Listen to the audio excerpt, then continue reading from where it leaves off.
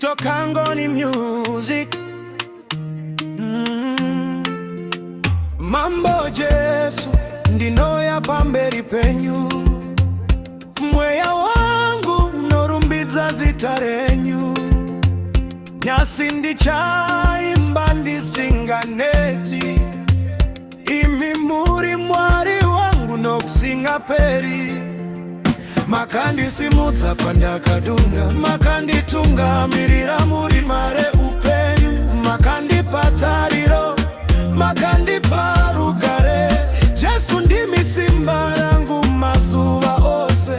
Handizoti, handidzokeri shure, ndinofamba nemishe wangu. Nyasha dzenyu dzinondikomberedza, rudo rwenyu haruna magumu.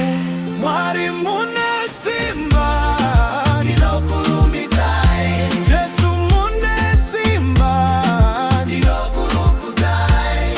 Ngoma ngadzirire, moyo wangu uimbire, zita renyu ngarikwidze nokusinga peri. Mwari mune simba ndinokurumbidzai, Jesu ndimi mambo weupenyu wangu.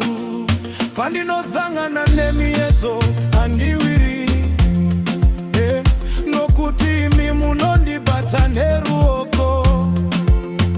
Munovhura nzira pasina nzira, munondipa simba rokufamba mberi.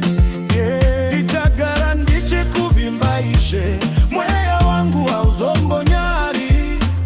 Kubwinyanga kuve kwamuri chete, makakodzera kurumbidzwa. Ndinosimudza izwi rangu kwamuri, moyo wangu ndewenyu Ishe. Kubwinya simba, rukudzo zvose ndezvenyu, nokusinga peri ndichakuteverai.